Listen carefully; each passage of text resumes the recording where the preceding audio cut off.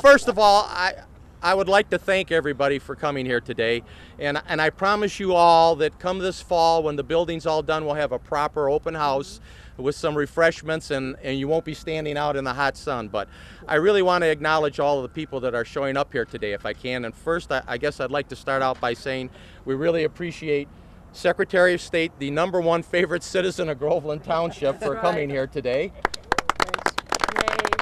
And then to let you know who some of the other people that are here, and I apologize if I've missed anybody, but we have Bob Hoffman, our county commissioner. We have Joe Graves, our state representative. Dale Kaysen, one of the township trustees, and Diane Howell, the other township trustee. And on this side, I have Pam Mazich, our township clerk, and Dave Axe, who's our treasurer, couldn't be here today. He's out of town, but he's with us in spirit. And then I have Senator Dave Robertson.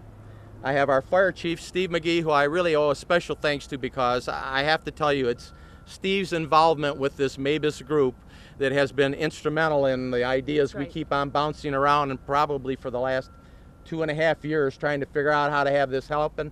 And then the folks from MABAS are here. Dean Massard, one of the task force leaders from the Michigan Task Force 1. And Steve Ron. Steve Ron. So we've got somebody here from MABAS, and what I'd like to do now is really turn it over to Ruth, and she has a few words she wants to say, and then if anybody else wants to make comments, please do, and then I'll kind of wrap it up, because it's pretty darn hot. But there's one other person I do have to recognize before we get started, and that's the gentleman over there with the shovels, Barry Bass. Barry is as good a community citizen and corporate business person as you could have in your community. He's the owner of Bedrock, and I have to say this, that without Barry's progressive thinking and unique approach for helping us put these deals together, this project could have never happened, because it really has got a lot of parts that were in play to get this happen. And so, Barry, we really thank you for this. It's no small part due to your efforts on this.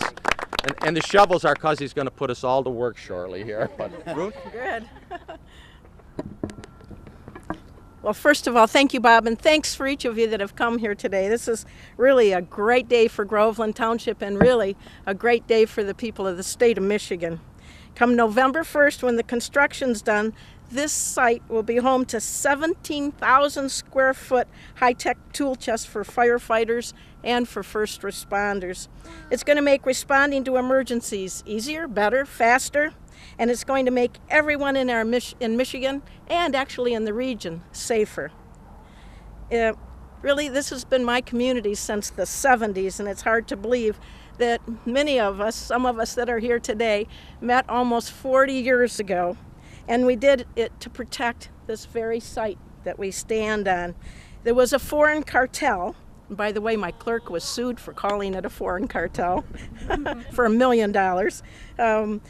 That wanted to build one of the world's largest toxic and hazardous waste sites on this very property, a sand and gravel pit where we know the leachate would have gotten into our water, and it would have ruined our air. It would have impacted almost 300,000 people in a negative way.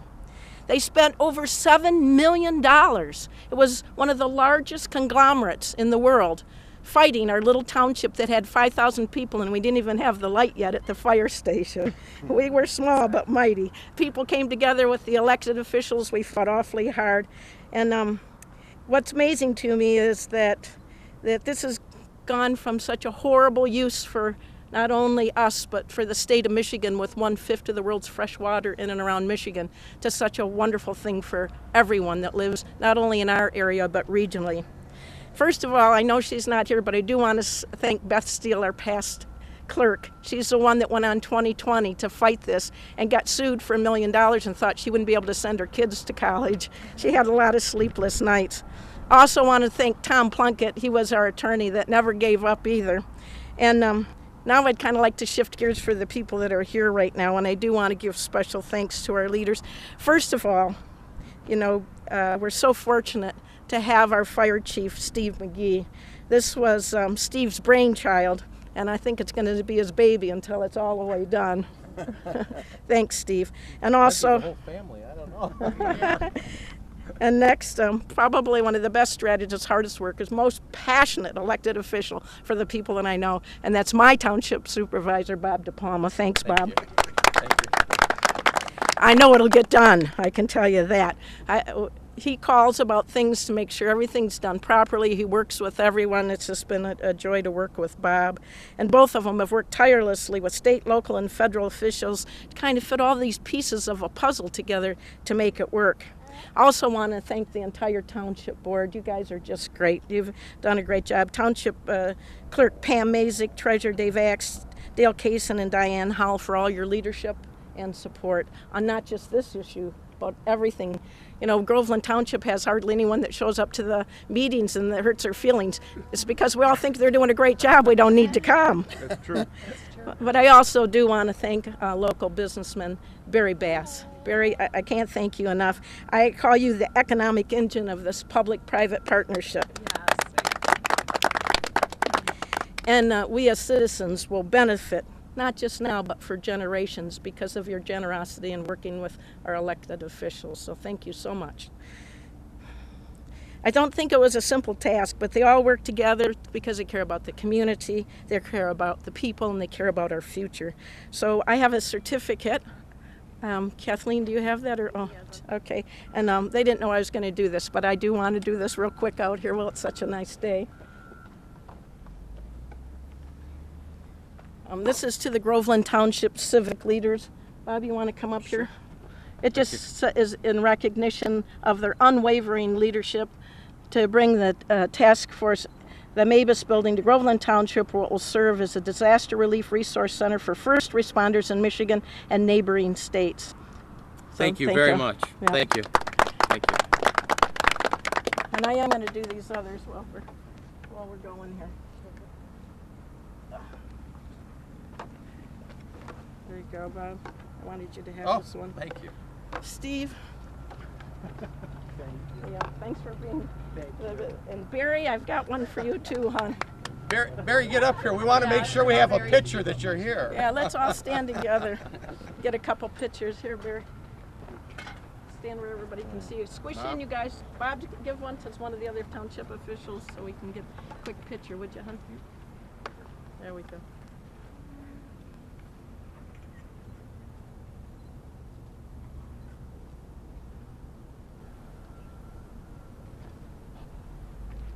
Well, this is a public-private partnership at its best. Thank you each for coming. Thanks because I know most of you that are here today, it's because you've been part of this and making this a reality. I can't wait until we see it up, and I can't believe how fast it's going to be built. So it's an exciting day for all of us in this region. Thank you so much, and thanks to all of you for everything you've done. Thank you. Yep.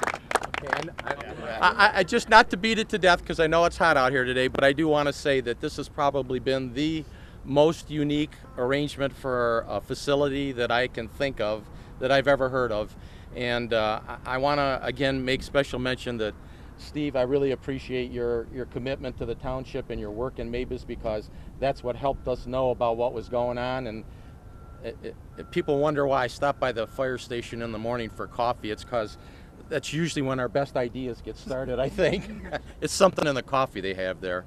And then once I started talking to Barry, he has just been a phenomenal partner to this community in a number of projects that have worked out well. And truly, this could not have happened without Barry, your efforts and your work on this, and we really appreciate it. But to my whole board for supporting us through this process, and our elected officials, this had to have input from not only our township board, but from the county, and it had to have input from the state on MABAS and the legislature on approving the funding that comes back to the MABAS people that pays for their equipment and so forth. So really, this is a classic example, I think, of what can happen when people really try to stay focused on the right object, get the job done, and kind of forget about all the reasons why you can't get something done and figure out how to make it happen, because everybody worked for the right goals on this and it just came out. And I want to thank everybody for it and recognize all of you and appreciate you coming today. And I promise you a proper open house when the building is done. So thank you very much. The ground, I guess. Ready? Let's do it. Okay, now we'll make the mess. All right. Ready? On it. Go. Okay, thank you very much.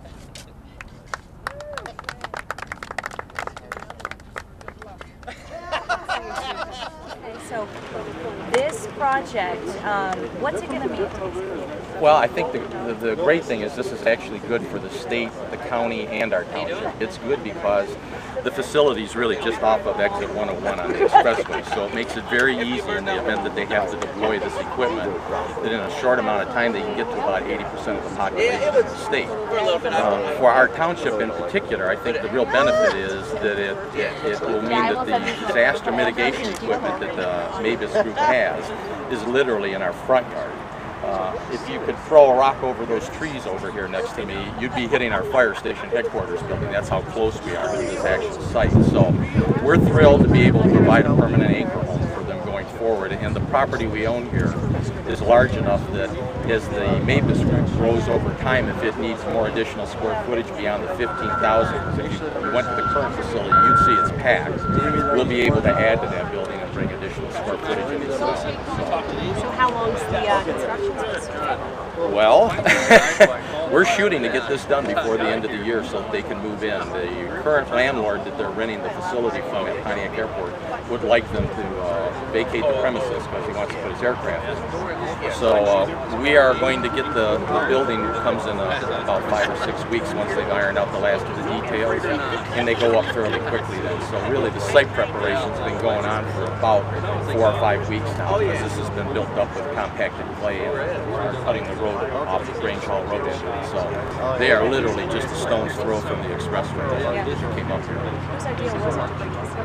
Well, you know, our Chief McGee is an integral part of the management team over there at MABAS, and he indicated that they were looking at moving, and we started talking and said, well, it'd be great if we could get it out in Groveland Township. Let's see if we can make something happen. And in one of the discussions I subsequently had with Barry Bass, because he's had other dealings with the township over the years, we've had such a good, positive relationship with him on any of the deals we've done in the past that he offered to get involved in actually building the facility for them on our property. And it just kind of fell into place, really. In a matter of a couple of weeks, we kind of got it all together, and then it was just a matter of getting MABAS to figure out how many square feet did they actually want to build initially, and what do they want the building to look like, and it all came together fairly quickly. So we were quite happy about it. We've been talking about it on and off for almost 2 years. It seems like it was meant to be almost. Yeah, I think so. Yes, it did. It really is just a perfect scenario, and it took, like I said, a lot of people. I mean, the federal government funds the MABAS project through the state. The state has to authorize the money to the MABAS people. The MABAS people have to have the facility, and they needed someplace to do it that would work within their budget and that we could put it in a good place. It was a perfect coming together of the moon and the stars, so to speak. That's awesome. Ground was broken today on a disaster relief facility in mid-Michigan. ABC 12's Jamie Ward has a look at how the project will improve emergency response in our state. This piece of land off Grange Hall Road in Oakland County's Groveland Township is the future site of a 17,000 square foot facility. It's called a mutual aid box alarm system, a place to store emergency equipment used in responding to natural or man-made disasters throughout Michigan and the Great Lakes. $7 million worth of mobile hospitals, kitchens, generators, and rescue vehicles. Michigan Secretary of State Ruth Johnson and township officials were on hand to celebrate the project they say is not only good for the township, but the entire state. Their equipment's currently housed in a hangar at the Oakland County International Airport. So location and security and just the fact that we kind of outgrown the place we were at, this is going to be huge for us. Digging a shovel into this dirt was a special moment for Secretary Johnson. The Groveland Township resident was one of the people who fought hard to save this piece of land decades ago, eventually stopping one of the largest foreign toxic waste companies from buying it. We wanted to make sure we protected the land for others, for future generations, for the people, 300,000 people it would have impacted. So it feels like such a wonderful ending to such a long battle. The new building is expected to be finished by late this year. In Groveland Township, Jamie Ward, ABC 12 News. Groveland, we thought we'd take a moment here and take you over to the existing leased facility that MABAS is using and give you a little bit of a better feel for what's actually going on. So today I'm here at the Pontiac Airport hangar that they're currently using with Trustee Dale Kaysen and Steve Ronk, who's with the MABAS group. And what we'd like to do is let Steve tell you a little bit about the kinds of equipment that they have here and how fortunate we're going to be to have this right in our own front yard in Groveland Township. So Steve, maybe you could give them a little bit idea of some of this equipment that's stored here right now. Sure. The fleet is we have 16 units that comprise the fleet for the Michigan Task Force 1. The task force is comprised of rescue personnel, we have canine search personnel, dogs, we have physicians, structural engineers, and logistics and support people. So we have about 140 staff rostered volunteers that come together when the task force is requested. And the task force is used for large-scale events where the local communities are overwhelmed. Hurricanes, tornadoes, structural collapses, buildings that have blown up, things of that nature. So what we do is the task force is activated. They come together here at the Oakland Clinic Airport.